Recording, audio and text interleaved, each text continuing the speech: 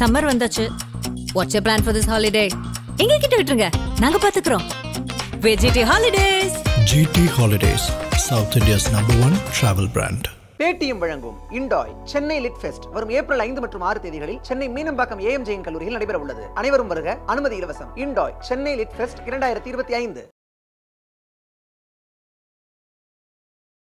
தமிழக பாஜக தலைவர் அண்ணாமலை மாற்றப்படுகிறாரா அப்படிங்கிற அந்த ஒரு கேள்வி அப்படிங்கிறது நேற்று கோவையில் ஏர்போர்ட்ல வச்சு அவர் கொடுத்த செய்தியாளர் சந்திப்பு மூலியமாவே எழுந்திருக்கு அப்படிங்கறத பாக்குறோம். அண்ணாமலைக்கு இருக்கக்கூடிய முக்கியத்துவத்தை மத்திய பாஜக பாராட்டுகிறது. அவரை மத்திய பாஜகவில் பொறுப்புள்ள ஒரு பதவியில் கொடுப்பார்கள் என்றுதான் டெல்லியில் செய்திகள் உலாவி வருகின்றன.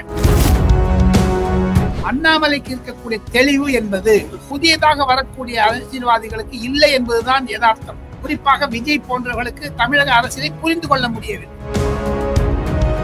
நான் ஆதன் தமிழ் நேயர்கள் மூலமாக ஐயா மு.க. ஸ்டாலின் மதிப்பிற்குரிய முதலமைச்சருக்கு ஒரே ஒரு வேண்டுகோள். அண்ணாமலை சொன்னதற்கு பதில் சொல்லுங்கள் பத்திரிகை நிருபர் கூட்டத்தில்.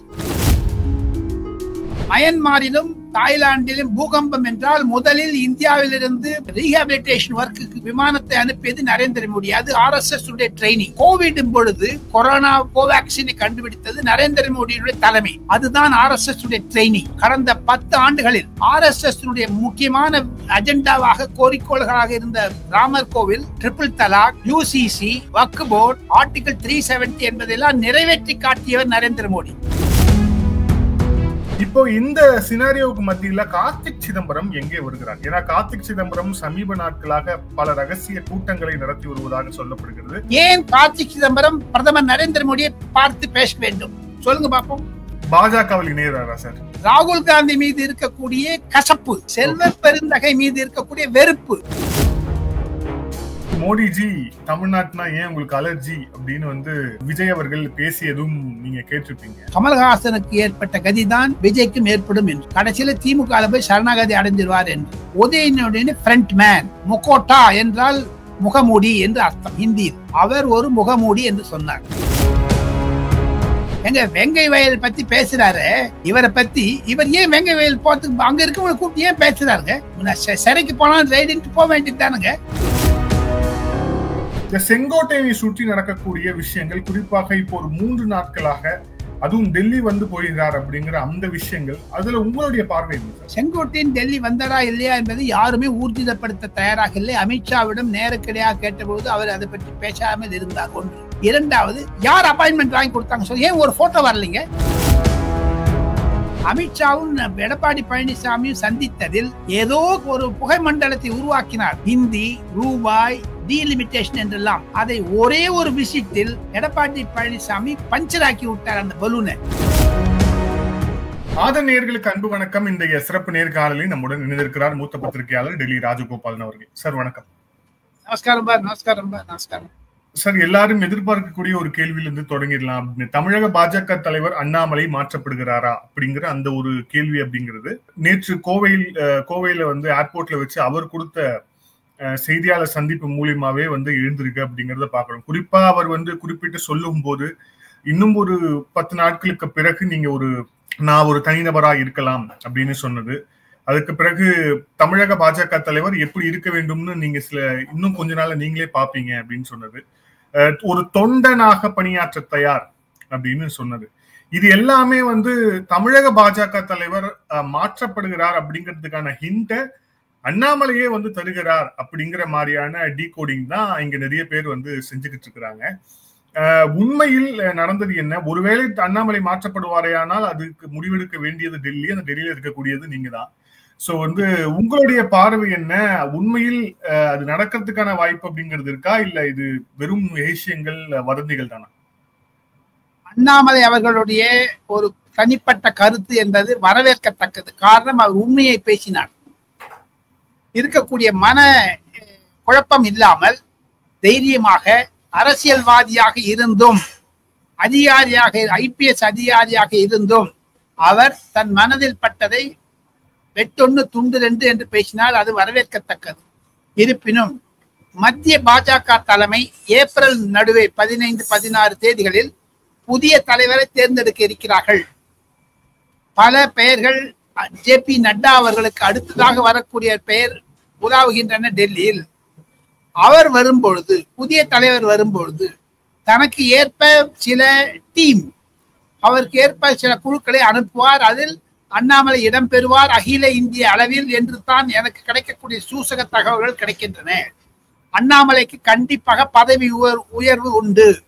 அண்ணாமலை புரிந்து கொண்டிருக்கிற அளவிற்கு தமிழக அரசியலை ஈவன் நான் சொல்ல முடியும், தனிப்பட்ட மனிதனாக, பத்திரிகையாளனாக 40 ஆண்டுகள் தமிழக அரசியலை நான் நெருங்கி பழகியதனால், ஐயா கருணாநிதியாவிடம் அம்மையார் ஜெயலலிதாவிடமும் பலரிடம் நேரில் பழகியதாக இருந்ததால், அண்ணாமலைக்கு இருக்கக்கூடிய தெளிவு என்பது மற்ற அரசியல்வாதிகளுக்கு, புதியதாக வரக்கூடிய அரசியல்வாதிகளுக்கு இல்லை என்பதுதான் யதார்த்தம்.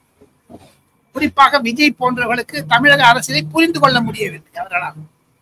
அண்ணாமலையுடைய என் மண் என் மக்கள் பாத யாத்திரை நரேந்திர மோடி, அமித்ஷா சொன்னதன் பிறகு, தமிழகத்தை முழுக்களும் சுற்றுப்பயணம் செய்த பிறகு, தமிழக அரசியலை வடக்கு, தெற்கு, மேற்கு, கிழக்கு என்று 4ஆக பிரித்து கொண்டு, எந்தெந்த கிராமங்களில் எந்தெந்த இடங்கள் இருக்கின்றன, எதுக்கு எந்த கட்சிக்கு அதிகாரம் இருக்கிறது அங்கு ஆளும் கட்சிக்காக என்றெல்லாம் பிரித்து பிரித்து பார்க்கக்கூடிய அளவிற்கு அண்ணாமலைக்கு தமிழக சட்டமன்றத்தினுடைய புள்ளி விவரங்கள் கை நுனியில் இருக்கின்றன.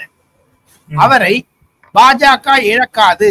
எப்படி சஞ்சய் பண்டி என்பவரை தெலுங்கானாவில் வளர்த்து விட்டார்களோ, எப்படி மேற்கு வங்காளத்தில் பல சுக்வேந்த் அதிகாரி என்பதை வளர்த்து விடுகிறார்களோ, ராஜீவ் சந்திரசேகரை கேரளாவில் வளர்த்து விடுகிறார்களோ, அதே மாதிரி தேஜஸ்வி சூர்யா கர்நாடகாவில், இவர்கள் இளைய தலைமுறைகள். இன்னும் 10 வருடங்கள் கழித்து நரேந்திர மோடிக்கு ஆதரவாக இவர்கள் எல்லாம் கொடர் கொடுக்கப்பார்கள் 2034. அதற்காகத்தான் இப்பொழுது வளர்த்து விடுகிறார்கள். இது மாதிரியான ஒரு புள்ளி விவரங்களை எல்லாம் எக்ஸ்பிளனேஷன் கொடுக்கக்கூடிய அளவிற்கு மத்திய பாஜக அண்ணாமலையை பிடித்துக் கொள்ளும், அவரை விடாதுகள் என்றுதான் என்னுடைய தாழ்மையான கருத்து. வினோத் பல பாஜக தலைவருடன் பேசிய பிறகு தமிழக பாஜகவை நன்றாக புரிந்து கொண்டிருக்கிறார் என்றால் அது அண்ணாமலை ஒருவர் தான் என்று இருமாப்புடன் சொல்லுகிறார்கள். அருண் சிங் என்று சொல்லக்கூடிய அமைப்பு செயலாளர், பாரதிய ஜனதா கட்சியின் அமைப்பு செயலாளர், அவர் ராஜ்நாத் சிங்கினுடைய மைத்துனர். ஆக மொத்தம் அவ்வளவு புகழ்பெற்ற அண்ணாமலை வட இந்திய அரசியலில் டெல்லியாக இருக்கட்டும், உத்தரப்பிரதேசாக இருக்கட்டும், அண்டை மாநிலங்களான தெலுங்கானா, கர்நாடகாவாக இருக்கட்டும், அங்கு சென்று தேர்தல் பிரச்சாரத்திற்கு வேண்டுகோள் விடுக்க வேண்டிய அளவிற்கு மத்திய பாஜக அண்ணாமலையை பழகி கொண்டது. ஆக மொத்தம் அண்ணாமலைக்கு இருக்கக்கூடிய முக்கியத்துவத்தை மத்திய பாஜக பாராட்டுகிறது. அவரை மத்திய பாஜகவில் பொறுப்புள்ள ஒரு பதவியில் கொடுப்பார்கள் என்று தான் டெல்லியில் செய்திகள் உலாவி வருகின்றன. சார், என்னோட கேள்விக்கு நீங்க நேரடியா பதில் சொல்லனாலும் இந்த உங்களுடைய பதிலை கேட்ட உங்களுக்கு அதுக்கான பதில் விடை வந்து கிடைச்சிருக்கும். இருந்தாலும் கூட இதுல இன்னொரு முக்கியமான சில விஷயங்கள்லாம் இருக்கு சார்.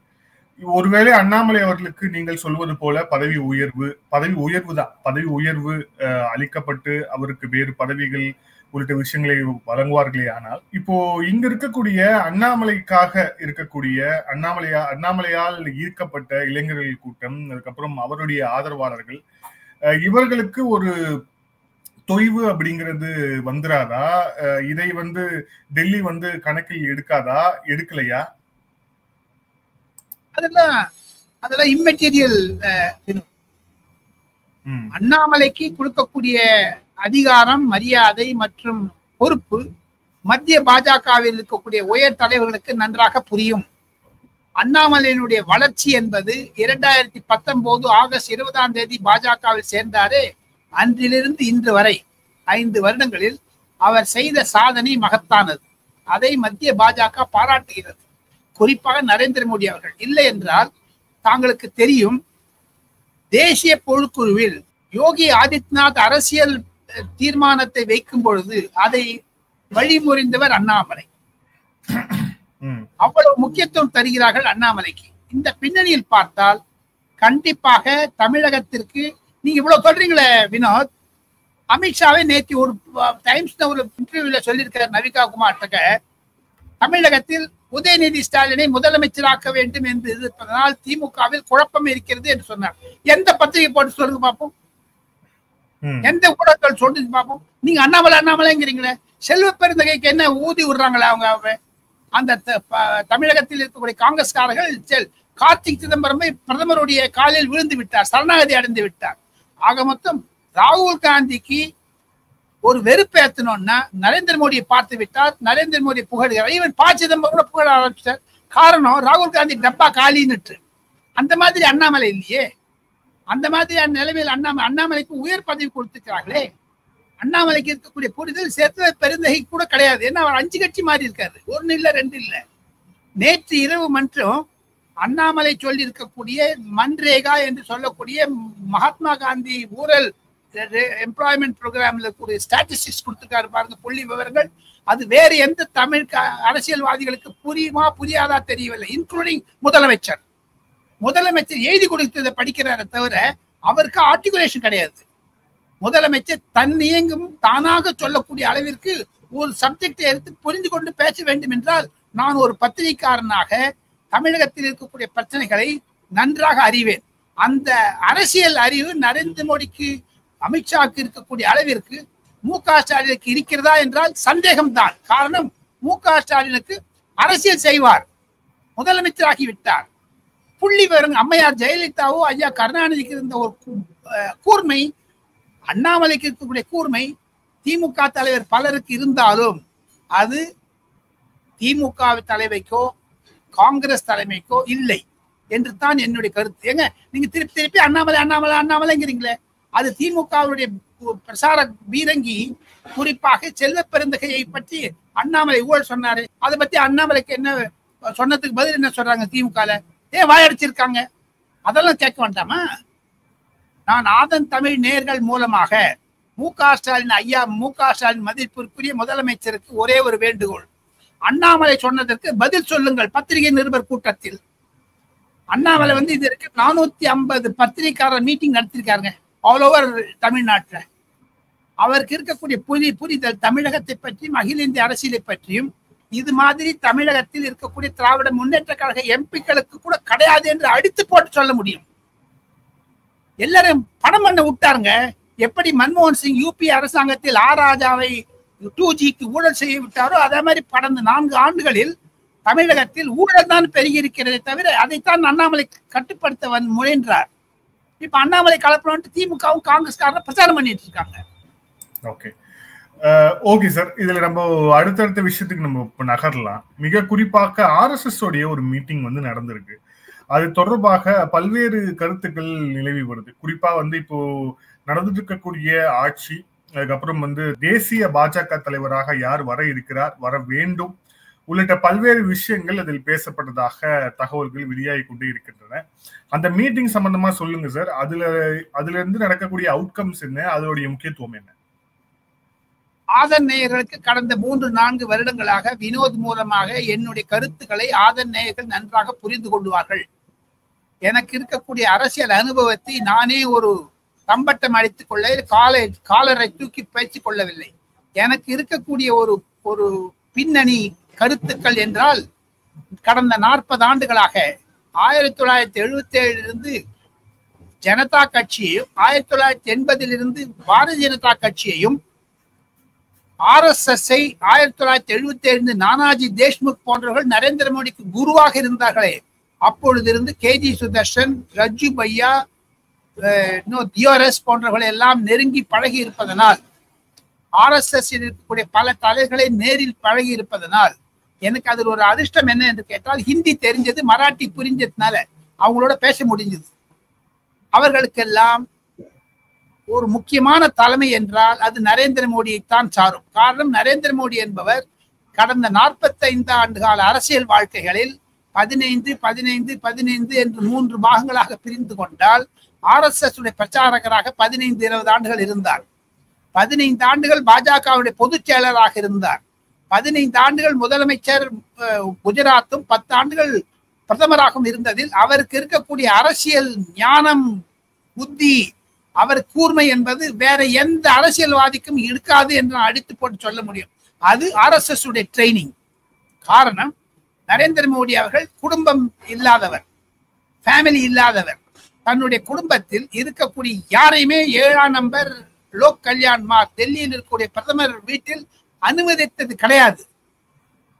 ஒரு நம்ம தமிழ்நாடு சீஃப் மினிஸ்டர் துபாய் போனாரு, குடும்பத்தோட போனார். அதுக்கப்புறம் ஏன் அதை பத்தி ஆர்டிஐ கேட்ட யாருமே போட மாட்டேங்கிறாங்க. ஏது அந்த மாதிரியான ஊழல் செய்தவர் நல்ல நரேந்திர மோடி. இதற்கு காரணம் அடல் பிஹாரி வாஜ்பாய், அத்வானி, நானாஜி தேஷ்முக் போன்ற மோகன் பாகவத் போன்றவருடைய வழிகாட்டுதல் மூலமாக அவர் பிரதிதினம் வினோத் RSS தலைமையுடன் சில நெருக்கமான நண்பர்கள் மூலமாக கருத்து பரிமாறி கொள்ளி வருகிறார்கள்.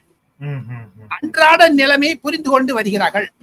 மயன்மாரிலும் தாய்லாந்திலும் பூகம்பம் என்றால் முதலில் இந்தியாவிலிருந்து ரீஹாபிலிட்டேஷன் ஒர்க்குக்கு விமானத்தை அனுப்பியது நரேந்திர மோடி. அது RSS ட்ரைனிங்.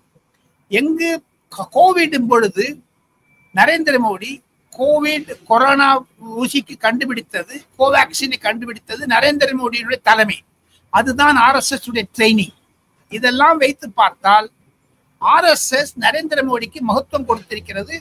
கடந்த 10 ஆண்டுகளில் அடல் பிஹாரி வாஜ்பாய் செய்ய முடியாததை நரேந்திர மோடி செய்து காண்பித்தார் என்றால் RSS ஒரு பயிற்சி. RSS முக்கியமான அஜெண்டாவாக கோரிக்கோள்களாக இருந்த ராமர் கோவில், ட்ரிபிள் தலாக், UCC, வக்ஃப் போர்டு, ஆர்டிகல் 370 என்பதெல்லாம் நிறைவேற்றி காட்டியவர் நரேந்திர மோடி தலைமை. ஆக மொத்தம் அவர் பிரதிதினம் பேசிக் கொண்டிருக்கிறார். ஒன்னே சொல்றேன் வினோத், இப்போ என்னுடைய தங்க பையன் இருக்காங்க, அவனோட நான் இன்னைக்கு காலைல பேசினேன். அவன் தங்கையை பத்தி பேசி நான் தெரிஞ்சுக்கிறேன். நானும் தங்கையை பேசணும்னு அவசியமே கிடையாது. ஒரு குடும்பத்தில் உங்க அப்பா இருக்காங்க, உங்க அப்பாவுக்கு 4 விஷயம் தெரியுதுங்க. அந்த விஷயம் வினோதுக்கு தெரியணும்னு எப்படி இருக்கு? ஒரு குடும்பத்தில் தலைவராக இருப்பவர் பல ரீதிகள் மூலமாக குடும்ப பிரச்சனையை சால்வ் செய்வார். ஆக மொத்தம் பிரதிதினம் வினோதும் அப்பாவும் பேசணும்னு அவசியமே கிடையாது. அப்பாவுக்கு தெரியும் எப்படி பண்ணணும், ராஜகோபாலுக்கு தெரியும் எப்படி என்னுடைய மகனை வளர்ப்பது என்று. அதையெல்லாம் விட்டு பேச்சு பொருளாக, வதந்திகளாக, ரூமராக, காசிப்களாக நரேந்திர மோடிக்கும் RSSக்கும் சண்டை என்பது சொல்லுவதை பார்த்து சிரிக்க வேண்டியதுதான் வினோத்.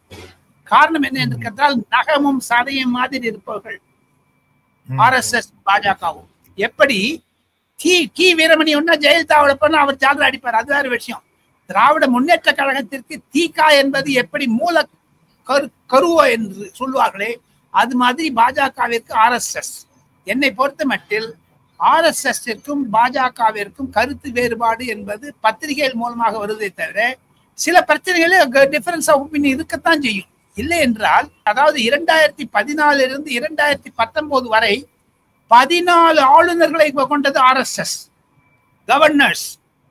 1 அல்ல 2 அல்ல, அவ்வளவு மரியாதை கொடுத்தார் நரேந்திர மோடி. கல்யாண் சிங் என்று உத்தரப்பிரதேசத்தில் முதலமைச்சராக இருந்தவருக்கு பதவி பிரமா கொடுத்தார் ஆளுநராக. இதெல்லாம் வச்சுட்டு பாத்தீங்கன்னா RSS ட்ரைனிங் என்பது சாதாரணமான வினோத். திருமாவளவனே சொல்லியிருக்காரு RSS கண்டா பயப்படுறோம். காரணம் என்னன்னா அமைப்பு, கட்டமைப்பு. ஏன் ராகுல் காந்தியும் சரி MK ஸ்டாலினும் RSS கண்டு பயப்படுகிறார்கள்? சனாதன தர்மத்தையும் இந்திய கலாச்சாரத்தையும் இந்த பொருளாதாரத்தையும் இந்தியனுடைய நாட்டு நடப்பையும் தேசம்தான் முக்கியம், தேசத்தினுடைய பாதுகாப்பு முக்கியம் என்று சொல்லக்கூடிய, மாத்திருபூமி என்று சொல்லக்கூடிய தாய் நாடு, அதற்காகத்தான் செய்கிறார்கள். இதுதான் பின்னணி வினோத். ஆக மொத்தம் நான் எனக்கு கிடைக்கக்கூடிய அறிவின் காரணமாக ஆதரணைகளுக்கு ஒரே ஒரு தெளிவை உண்டாக்க வேண்டும் என்றால், பாஜகவிற்கும் RSSற்கும் ஒரு விதமான கருத்து வேறுபாடு கிடையவே கிடையாது என்று அடித்து கூற முடியும். சரி, இப்ப அடுத்த ஒரு முக்கியமான பிரச்சனைக்கு வருவோம். அது தமிழக ஊடகங்கள்ல பேசாத விஷயங்கள்ல ஒன்னாக இருக்கு. தமிழக காங்கிரஸ் தலைவர் செல்வ பெருந்தகை தொடர்பானது. ஏன் அப்படின்னா, இது தொடர்பாக யாரும் பேச அவங்களுக்கு மனம் இல்லைன்னு எடுத்துக்கலாம். செல்வ பெருந்தகை ஏற்கனவே குற்றப்பின்னணி கொண்டவர்னு எல்லாருக்குமே தெரியும். முன்னாள் ரவுடி, அது எல்லாமே அது ஒரு பக்கம் இருந்தாலும் கூட, ஏற்கனவே அவர் மீதான புகார் தொடர்பாக டெல்லி பிரியங்கா காந்தி, பொதுச்செயலாளர் உள்ளிட்ட அவங்க கிட்டலாம் கிட்டத்தட்ட 20க்கும் மேற்பட்ட மாவட்ட தலைவர்கள், காங்கிரஸ் மாவட்ட தலைவர்கள் புகார் அளிச்சிட்டாங்க. இப்போ இந்த சினாரியோவுக்கு மத்தியில கார்த்திக் சிதம்பரம் எங்கே வருகிறார்? ஏன்னா கார்த்திக் சிதம்பரம் சமீப நாட்களாக பல ரகசிய கூட்டங்களை நடத்தி வருவதாக சொல்லப்படுகிறது. அணி திரட்டல்களையும் அவர் ஈடுபட்டு வருவதாக சொல்லப்படுகிறது. EVK தங்களுடைய கேள்வியை புரிந்து கொண்டு விட்டேன். ஏன் கார்த்திக் சிதம்பரம் பிரதமர் நரேந்திர மோடியை பார்த்து பேச வேண்டும்? சொல்லுங்க பாப்போம். பாஜகவில் இணையறாரா சார்?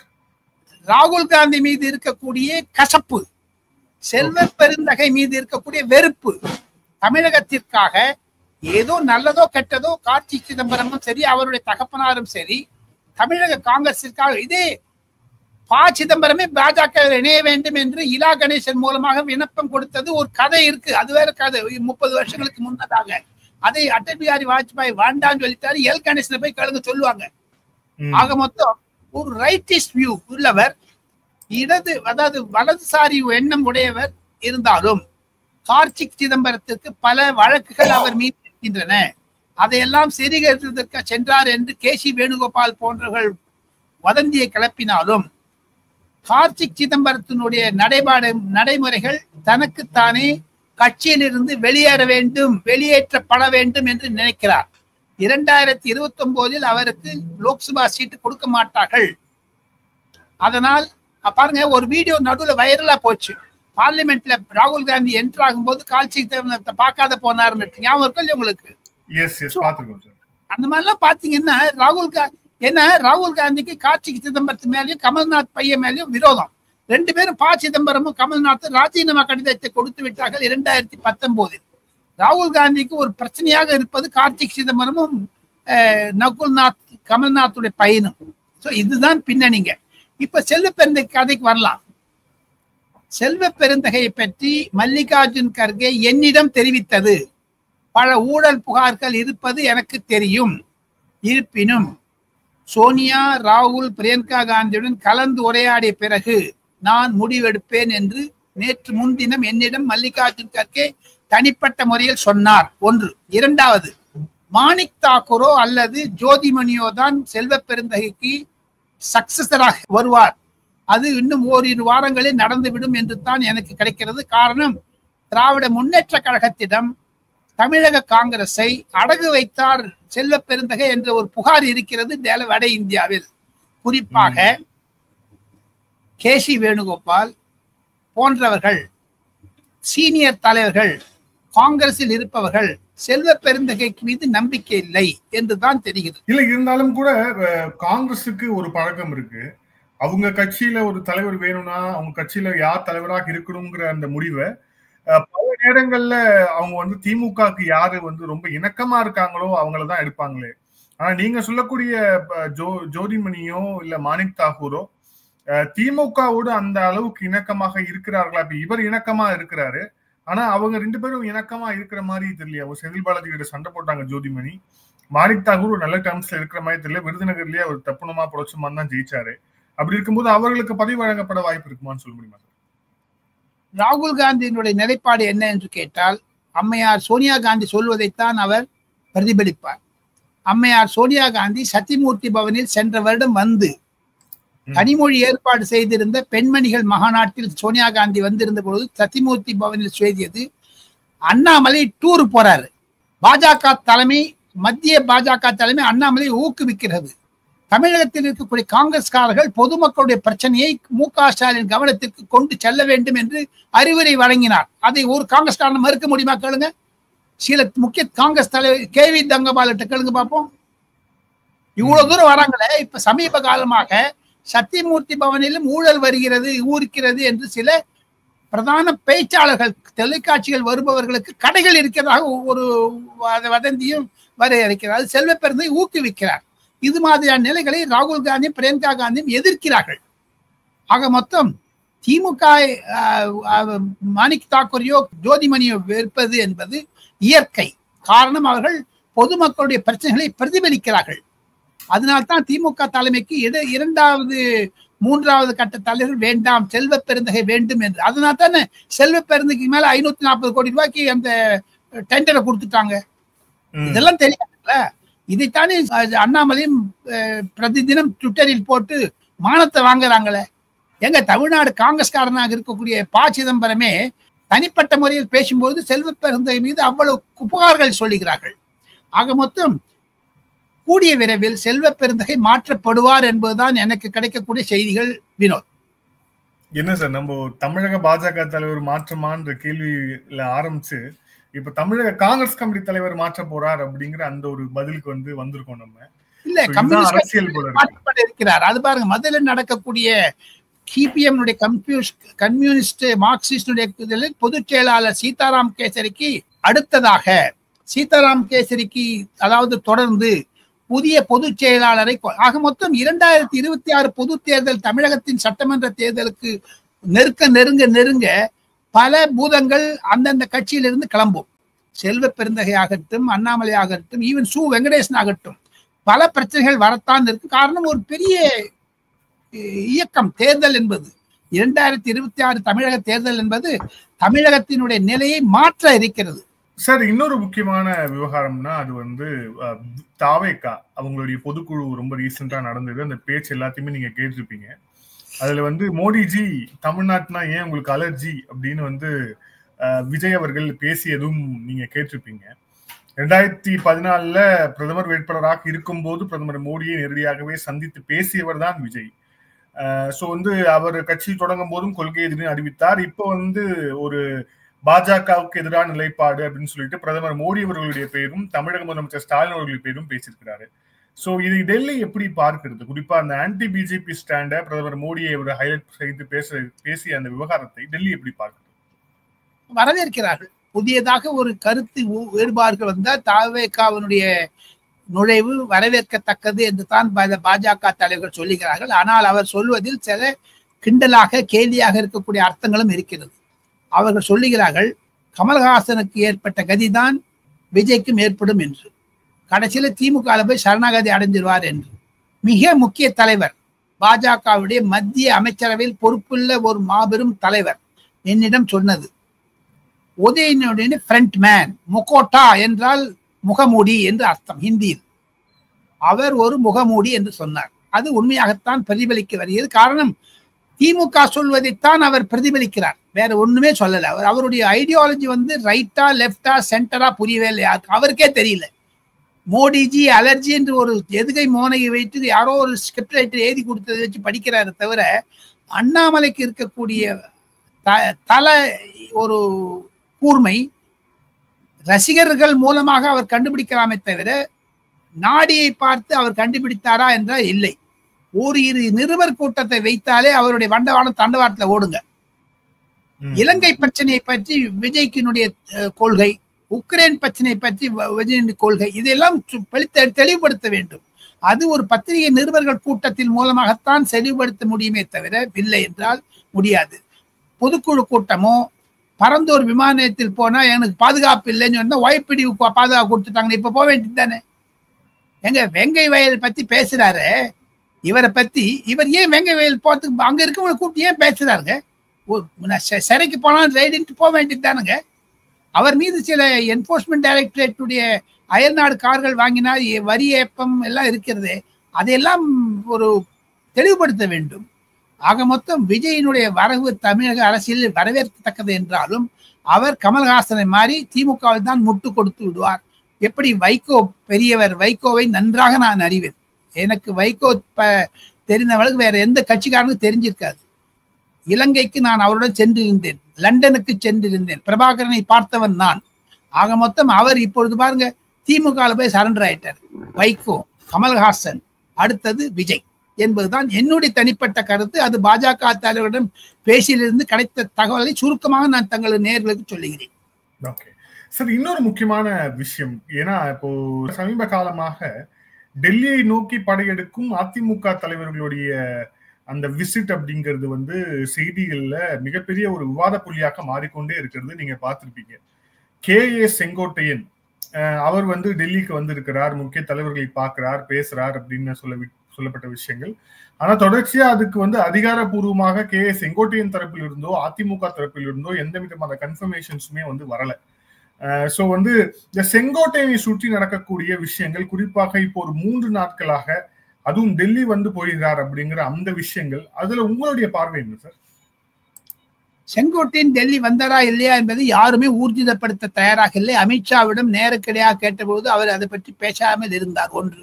இரண்டாவது, யார் அப்பாயின்மெண்ட் வாங்கி கொடுத்தாங்க சொல்லி ஏன் ஒரு போட்டோ வரலைங்க? ஏர்போர்ட்லயோ இல்ல நிர்மலா சீதாராமனை பார்த்தாலோ இல்ல அவங்களுடைய போலீஸினுடைய ரெக்கார்ட்ஸ்லயோ இல்ல இவருடைய ரெக்கார்ட்லயோ அமித்ஷாவை பார்க்க வேண்டும் என்றால் மிக மிக கடினம். 5 அல்லது பாதுகாப்பு 6 முறைகள் அவர் தங்களுடைய ஒரு செக்கிங் பாயிண்ட்ஸ் இருக்குது அமித்ஷா வீட்டுல. CRPF, PSF, டெல்லி போலீஸ், அதை தவிர தனிப்பட்ட பாதுகாவலர்கள் இவெல்லாம் யாராவது சொல்லி செங்கோட்டையன் பார்த்தான்னு சொன்னா கூட அவர் நுழையிற மாதிரியோ இல்ல போற மாதிரி எந்த பத்திரிகாரனுக்கும் சரி எந்த தலைவரும் சரி நான் எத்தனை மணிக்கு அங்க போய் பார்க்க வரேன்னு முன்னாடி சொல்லிடுவாங்க. அதனால தான் வீடியோகிராஃபர் போய் நிற்பாங்க. ஏங்க ஒரு வீடியோ வரலங்க? ஏங்க எடப்பாடி பழனிசாமி வந்து செங்கோட்டையனை பத்தி பேசினா நான் பேச மாட்டேன்ட்டு போறாரு? அவருக்கு தெரியும் விஷயம். இதுவரை ராஜ்யசபா எலெக்ஷனுக்கு முன்னதாக எந்த ஆளுங்கட்சி சார்ந்து எதிர்கட்சியா இருந்தாலும் பிளவுபடும். திமுக வந்து செங்கோட்டையனை வைத்துக் கொண்டு தமிழக ராஜ்யசபா தேர்தல் ஜூலையில் ஒரு பிரச்சனையை உருவாக்கலாம் என்று இருந்தார்கள். அது நடக்கவில்லை. அதற்கெல்லாம் மேலாக எடப்பாடி பழனிசாமி அதிமுகவும் பாஜகவும் கூட்டு என்பதை அண்ணாமலை சொல்வதற்கு மேலாக அமித்ஷாவை ஊர்ஜிதப்படுத்தி விட்டது பிறகு இனி பாஜகவிற்கு ஒரு விதமான ஒரு தொடர்புகள் வேண்டும் என்றும் தொடர்ந்து இருக்க வேண்டும் என்று பல அதிமுக நிர்வாகிகள் நினைத்தாலும் வெளிப்படையாக வந்து பார்த்து போவது புகைப்படம் வேண்டும், வீடியோ வேண்டும். அது இல்லாத இருக்கிற மட்டும் எனக்கு என்ன சந்தேகமா இருக்குங்க. நாங்க நிறைய பேர் கேட்டதுல அது மறுக்கிறார்கள் டெல்லியில். அப்படி ஒரு சந்திப்பு நடக்கவே இல்லைன்னு மறுக்கிறாங்க. பேசியிருக்க முடியும்னு சொல்றாங்களே தவிர சந்திப்பு நடந்ததாக ஒரு விதமான ஒரு ஊர்ஜிதப்படுத்தக்கூடிய தகவல்கள் நிரூபிக்கப்படக்கூடிய அவர் ஒரு விட்டுல போட்டிருக்க மாட்டாங்க. அமித்ஷாவை சந்திப்பது என்பது பிரதமரை சந்திப்பதற்கு ஈக்குவலாக இருக்கு. ஒரு தலைவர் வருகிறார் என்றால் விமான நிலையத்திலோ டெல்லி விமான நிலையமோ மதுரையோ சென்னையோ அல்லது டெல்லியிலிருந்து வெளி வருதோ எத்தனை செக்கிங் பாயிண்ட்ஸ் இருக்குதுங்க. ஒரு இடத்தையும் நிரூபணம் இல்லவே இல்லைங்களே. இதை திமுகவும் காங்கிரஸ்காரரும் சேர்ந்து கிளப்பி விட்ட வதந்தி என்று தான் டெல்லியில் பேசுகிறார்கள் வினோத். Okay sir. சார் இந்த நேர்காணல்ல வந்து இறுதியான கேள்வி. சோ வந்து இப்போ திமுக கூட்டணி சம்பந்தமாக நேற்று முதலமைச்சர் பேசும்போது எதிர்கட்சிகள் பல வியூகங்கள் அமைச்சு வருவாங்க, ஆனா அந்த வியூகத்தை எல்லாமே நம்ம தகர்ப்போம் அப்படின்ட்டு வந்து அவர் வந்து பேசியிருக்கிறார். சோ வியூகம் அமைப்பார்கள், தகர்ப்போம். சோ வியூகம் அமைக்க தொடங்கியாச்சு அப்படின்ட்டு வந்து எதிர்கட்சிகள் வியூகம் தொடங்கி விட்டது அப்படிங்கறத இண்டிகேட் பண்ணி முதலமைச்சர் பேசியிருக்கிறார். சோ இப்ப இந்த இண்டிகேஷன் அப்படிங்கிறது இதை எப்படி எடுத்துக்கிறது? அமித்ஷா நேரம் வந்ததுனால இண்டிகேஷன் ஒரு பயத்தை புலி கலக்க ஆரம்பிச்சிருச்சு திமுக தலைமைக்கு. பிளஸ் பிரதமர் மோடியும் வர இருக்கிறார்னு சொல்றாங்க. என்னங்க? பிரதமர் மோடியும் தமிழகம் வர இருக்கிறார் இல்லையா? ஆமா, அது இனி போக ராஜ்நாத் சிங் வர எந்த ஒரு நிலைப்பாட்டில் திராவிட முன்னேற்ற கழகம் நரேந்திர மோடியிடம் கெஞ்சியது ஐயா கருணாநிதியினுடைய 100 ரூபாய் நோட்டை காயினை வெளியிட வேண்டும் என்று TR பாலுவும் கனிமொழியும் நேரில் சேர்ந்து சந்தித்ததனால் நரேந்திர மோடி அவர்கள் ராஜ்நாத் சிங் அனுப்பி வைத்தார்கள். அவருக்கு ராஜ மரியாதை கொடுத்தாங்க. அப்ப என்ன பண்றது? அப்ப இந்த வியூகம் வரலையா மு.க. ஸ்டாலினுக்கு? அதற்கு முன்னால் தானே சொன்னாரு. ராஜ்நாத் சிங் வருவதற்கு 2 நாட்கள் முன்னதாகத்தானே சொன்னார், எனக்கு தூக்கம் வருவதில்லை, மறுநாள் காலையில் என்ன செய்தி வருமோ என்று. ஆக மொத்தம் தூங்க முடியாத முதலமைச்சர் அமித்ஷாவும் எடப்பாடி பழனிசாமியும் சந்தித்ததில் ஏதோ ஒரு புகை மண்டலத்தை உருவாக்கினார். ஹிந்தி, ரூபாய், டீலிமிட்டேஷன் என்றெல்லாம். அதை ஒரே ஒரு விசிட்டில் எடப்பாடி பழனிசாமி பஞ்சராக்கி விட்டார் அந்த பலூனை, திமுகவினுடைய கேஸ் பலூனை. அதுக்கு என்ன சொல்ல போறாங்க? அது எடப்பாடி பழனிசாமியுடைய ராஜதந்திரம். மு.க. ஸ்டாலினுடைய அணுகுமுறையை ஓவர்டேக் பண்ணாரு. அதற்கு பதிலாகத்தான் இந்த வக்கு போர்டுன்னு ஒரு பில்லை கொண்டு பிஜேபியும் ஏடிஎம்கேயும் பிரிக்க பார்த்தார். அதுவும் நடக்கல. வக்கு போர்டுக்கு அப்போசிட்டா இருக்கத்தானே இருப்பாங்க, யார் இல்லைங்களையே. அதையெல்லாம் தெரிந்து கொள்ள வேண்டும். நேற்று பீகாரில் நடந்த கூட்டத்தில் நிதிஷ்குமார் சொல்லிட்டாருங்க, நான் இனிமேல் 2வது தடவை பல்ட்டி அடிச்ச 3வது தடவை அடிக்க மாட்டேன் அப்படின்னு. ஆக மொத்தம் வக்கு போர்டுல அவங்ககிட்ட இருந்து அஷூரன்ஸ் வாங்கின அப்புறம் தானே அமித்ஷா அந்த விஷயத்துக்கு போனாரு. ஆக மொத்தம் தமிழகத்தில் இருந்து இருக்கக்கூடிய நிலைமைகள்லாம் புரிந்து கொண்டு எடப்பாடி பழனிசாமி டெல்லிக்கு கூப்பிட்ட பிறகுத்தானே இவங்களுக்கெல்லாம் புரியுது என்ன நடக்குதுன்னு. ஆக மொத்தம் தமிழக போலீசாருடைய பொலிட்டிக்கல் இன்டெலிஜென்ஸ் ஃபெயிலியரா, அது முதலமைச்சருக்கு அரசியல் கூர்மை மங்குகிறதா, ஏன் இந்த திடீர் என்று? நான் முதலமைச்சர் மு.க. ஸ்டாலின் மரியாதை கொடுத்தாலும் அவருக்கு இந்த மாதிரி விஷயத்தில் எடப்பாடி பழனிசாமி ஒரு ஏமாற்றத்தை கொண்டிருந்து விட்டார். தமிழகத்தில் அரசியலில் திமுகவை ஒரு எக்ஸ்போஸ் பண்ணி விட்டாருங்க எடப்பாடி பழனிசாமி. அந்த ஒரு சந்திப்பில் இவ்வளவு பூதகம்பம் ஏன் வர வேண்டும்? பொறுத்து பாப்போம் சார் என்ன நடக்குது. குறிப்பா டெல்லி தொடர்பாக நிறைய இருந்தாலும் இந்த வீடியோ காரசாகமாக இருந்தது. வினோதுடன் பேசுவது என்றால் எனக்கு ஒரு சுளையாக இருக்கிறது. காரணம், பல விஷயங்களை நாம் பகிர்ந்து கொள்வதன் மூலமாக ஆதர் நேயர்களுக்கு டெல்லியில் நடப்பதை சுளை சுளையாக கொடுக்க வேண்டும் என்ற ஒரு இத்தனை வயதிலும் 74 வயதிலும் ஒரு துடிப்பை நான் அதை கட்டுப்படுத்திக் கொண்டாலும் ஆதன் தமிழ் நேயர்களுக்கு வினோத் என்னை உசுப்பி விடுகிறார். அவருக்கு நன்றி. நன்றி சார். பல்வேறு thank you sir. Thank you so much.